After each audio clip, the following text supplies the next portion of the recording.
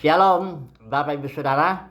Renungan kita pagi hari ini masih terus menyambung tema besar kita, bahwa rencana Bapa untuk menegakkan kerajaan anaknya di muka bumi ini, dan akan dijalankan bersama tentu dengan Tuhan Yesus. Kita jalankan oleh manusia yang sudah diproses ya, supaya menjadi serupa dan segambar dengan dia. Dan tujuannya untuk menaklukkan segala sesuatu yang merayap di muka bumi ini, itu ya kerajaan setan, iblis, roh jahat. Dan sekaligus juga nanti kita merampas ya segala sesuatu yang sudah ditawan oleh iblis, roh jahat ini. Manusia-manusia digelapkan matanya sehingga tidak bisa mengenal Tuhan, tidak bisa mengenal terang Injil kemuliaan Tuhan ya. Kita rampas supaya setiap lutut nanti bertelut, lidah mengakui Yesus adalah Tuhan. Nah, kerajaan sorga yang awalnya di muka bumi ini ditegakkan, kondisi manusia yang awal itu disimbolkan oleh Taman Eden. Kita sekarang mau bicara soal Taman Eden ini ya. Inilah kondisi awal kita. Taman Eden itu sebenarnya kita, kondisi kita awalnya sebelum kita diproses ya oleh dua pohon itu dan ular itu. Jadi kita mau belajar ini ya. Ada hal-hal di dalam Taman Eden ini supaya kita belajarlah ya, supaya nanti dalam proses ini kita sampai nanti kita menuju kota Yerusalem baru. Bukan tempat jasmani itu ya. Kota Yerusalem baru itu adalah kita, yaitu mempelai Kristus, mempelai anak domba, mempelai Kristus ya. Kalau kota itu sudah diproses, tidak ada lagi ular, tidak ada lagi pohon pengetahuan ya, hanya ada pohon kehidupan. Oke lah. Nah, saya mau satu tema dulu kita hari ini. Dari Kejadian 2 ayat yang ke-15. Tema untuk memelihara, mengusahakan taman. Itu dulu tema kita ya hari ini ya. Saya bacakan ini. Dikatakan di sini Tuhan mengambil ini saya pakai lagi ya. Tuhan Allah mengambil manusia itu dan menempatkannya dalam Taman Eden untuk mengusahakan dan memelihara taman itu. Jadi Adam dan Hawa ketika manusia pertama kali tempatkan di muka bumi ini, kerajaan surga di bumi ini, disuruh memelihara, mengusahakan taman ya. Nah, dalam Amsal bilang jagalah hatimu dengan segala kewaspadaan. Jadi hati kita itu sebenarnya taman itu yang disimbolkan itu. Kita harus menjaga hati kita supaya memelihara taman, menjaga hati supaya kita bisa menegakkan kerajaan surga di muka bumi ini.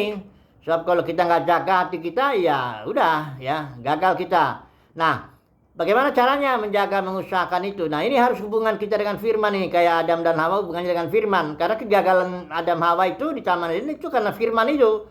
Ya, yang datang firman itu kepada Tuhan, kepada Adam itu supaya jangan makan buah pohon itu sebenarnya itu hanya datang pada Adam. Hawa nggak dengar. Hawa belum ada pada waktu itu kan.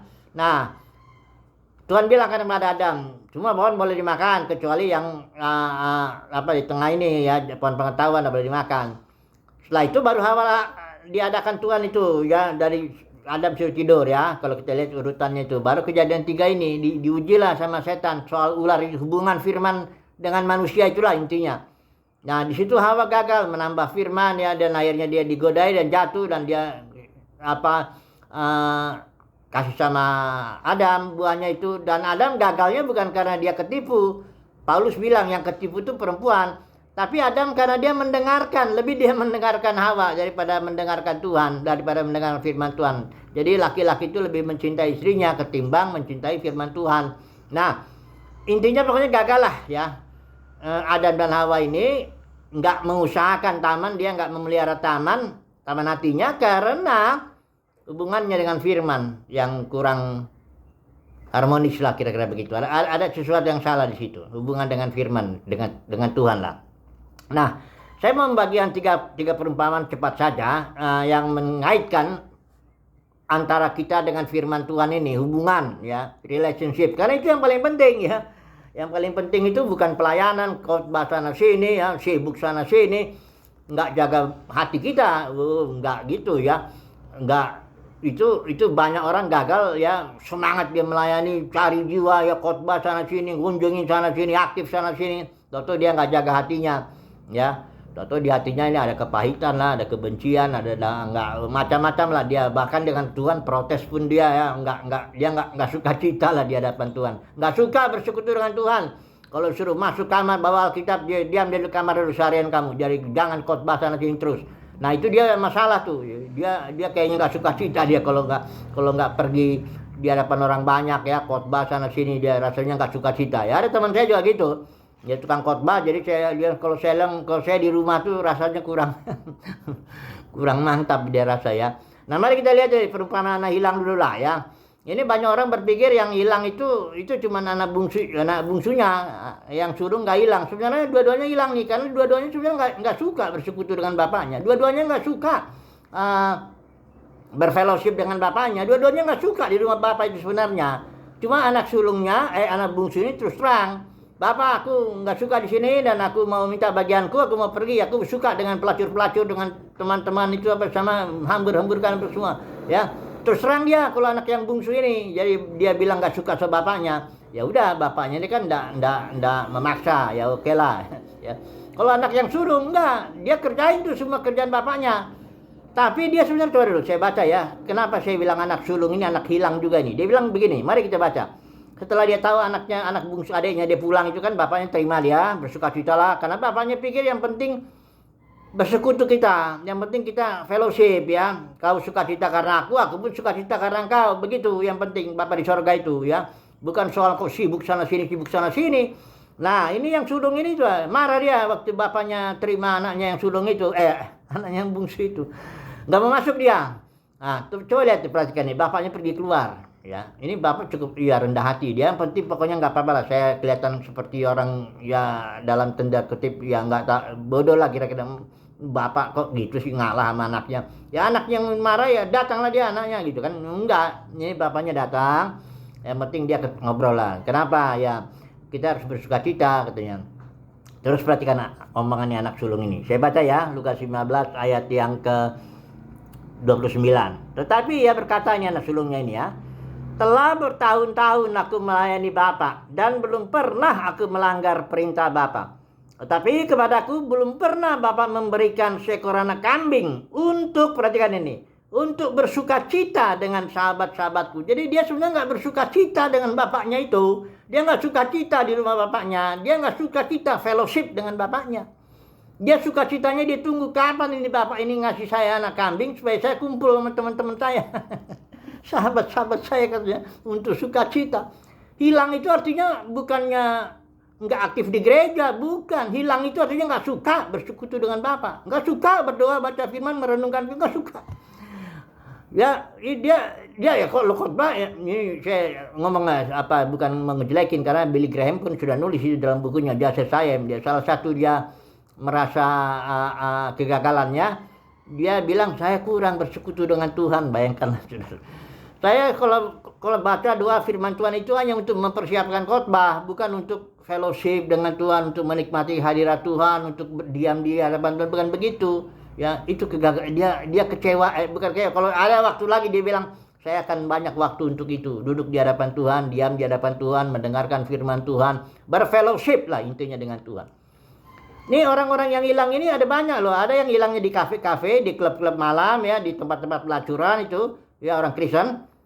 Ada yang hilangnya di mimbar loh. Di mimbar-mimbar itu banyak itu anak-anak hilang itu. Kenapa hilang? Dia hanya suka aktivitas doang. Dia senang kalau khotbah. Apalagi kalau ada apanya, salam tempel.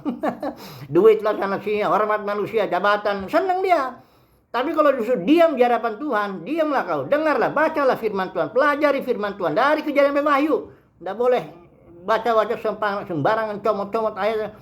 Kalau khotbah bisa itu comot-comot, tapi kalau mau belajar mesti dari Kejadian sampai Wahyu, habisin ceritanya ini ya. Nah, itu gak suka dia. Ya, saya banyak kok teman saya juga situ kok.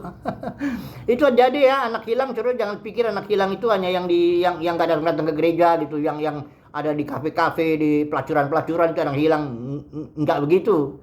Banyak di gedung gereja tuh, di gedung denominasi itu orang-orang hilang tuh semua tuh. Kenapa hilang? Karena nggak suka bersekutu dengan Bapa di sorga. Nggak bersuka cita dia dengan Bapa di sorga. Barangkali ada protes, ada kecewa dia dengan, aduh kenapa kok aku begini, ada banyak lah itu ya. Ini karena nggak menjaga taman, menjaga hati kita ya. Mengusahakannya, memelihara, ini nomor satu.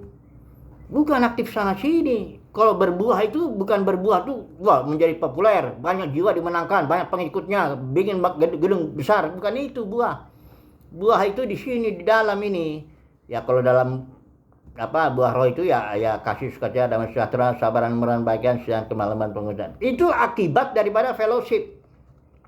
Akibat daripada fellowship yang benar gitu dengan Tuhan. Kena di dia ya, dengan firman. Wah, ini kayaknya nanti kita sambung lagi aja renungan yang lain ya. Ini ada lagi, Yohanes 3:18 itu ada penabur juga ya.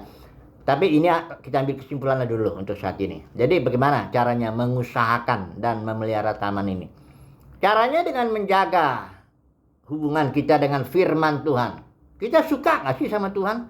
Kalau suka sama berkat mah nggak usah dibilang. Saya pernah kalau penginjilan di Monas dulu waktu masih pelayanan program pemuda itu, pelayanan Monas, saya sering tanya itu, kamu mau nggak berkat Tuhan? Oh mau. Ditanya dulu, apa sih berkat Tuhan? Saya bilang mobil, kesehatan, kemakmuran, kekayaan, itu pokoknya semuanya itu berkat Tuhan. Karena iblis nggak bisa ngasih apa-apa sama kita ya. Ingat ya, iblis itu hanya pendusta, pembohong, pembunuh ya, hanya itu.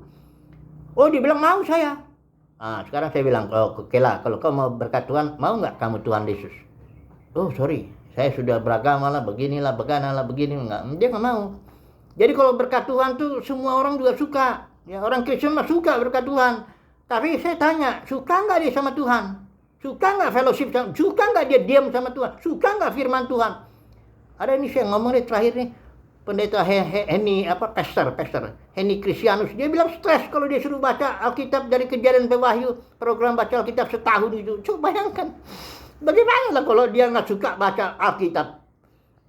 Datang Alkitab bukan untuk dibaca, untuk direnungkan, dilakukan. Ya iya betul, itu juga betul. Cuman harus dipelajari lah. Dari Kejadian 1 sampai Wahyu 22 ayat berapa tuh? Ayat 21 harus dibaca itu, direnungkan. Nah itu makanya persoalannya kalau nggak suka ya bagaimana? Nggak suka sama Tuhan, nggak suka sama firmannya ya sudah. Kalau soal aktif semua suka tuh. Karena kenapa? Kalau khotbah dapat duit, dapat hormat manusia, dapat jabatan. Ya itu persoalannya ya. Ini persoalan, ini bukan, saya bilang lah, anak bungsu, anak yang hilang. Main dia di kafe, bahkan dia benci sama gereja, barangkali gak suka dia hilang lah ya. Ingat ya, anak sulung itu pun yang di mimbar-mimbar itu pun anak hilang juga. Karena kenapa? Kebanyakan gak suka sama Tuhan. Kalau suka berkat mah gak usah ditanya, orang pinggir jalan juga suka berkat Tuhan. Tapi dia suka gak dengan Tuhan? Suka gak dengan firman? Oke lah, kesimpulannya begini. Semoga saudara dan saya mendapat kasih karunia. Ini kasih karunia ini ya, untuk bisa memelihara dan mengusahakan taman. Dalam arti kita suka sama Tuhan, suka melakukan kehendak Tuhan. Yesus itu berani bilang, I delight to do thy will. Aku suka kehendak Tuhan. Makanya di Taman Getsemani ketika bergumul itu, jangan kehendakku tapi kehendakmu yang jadi. Nah itu dia suka sekali sama Tuhan. Dia suka dengan Bapaknya, suka dengan firmannya, suka dengan kehendak Tuhan itu ya. Oke lah, semoga saudara saya mendapat kasih karunia untuk menyukai Tuhan dan karenanya bisa memelihara dan mengusahakan taman hati kita. Haleluya. Amin.